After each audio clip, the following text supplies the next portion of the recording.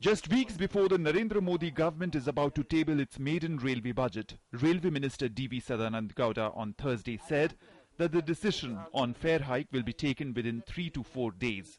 Discussions have already begun. Within 3 or 4 days, I will discuss with my officers, I will discuss with my Minister Sinhaji, and I will come to a conclusion. Considering the shortage of financial resources as a key constraint to the railways, the ministry is looking for fund infusion through FDI and PPP in major projects, including high-speed and port connectivity, besides tax SOPs in the budget, keeping financial health in mind. Resource mobilization should be one of the priorities from my railways. I want to have discussions with the Commerce Ministry. Yesterday also I had a small discussion with Nirmala Sitharaman in this regard. She said that you come up with certain your line of thinking and proposals and all that.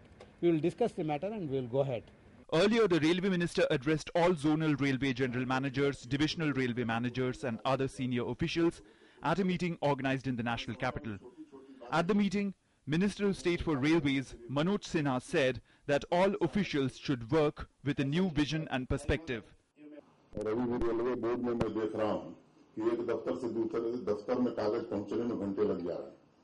तो इन सब प्रक्रियाओं से यदि हम बाहर नहीं आएंगे तो मुख्यालय से लेकर के और नीचे के स्तर पर आधुनिक टेक्नोलॉजी का हम अधिक से अधिक उपयोग करें।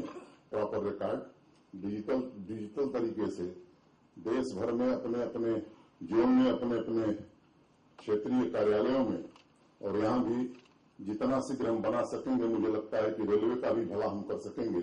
During the meeting, various officials also put forth their point of views on issues ranging from bringing new changes and maintaining sanitization in railways to ensuring safety and security. Manoj Tibrewal, Akash's report, DD News.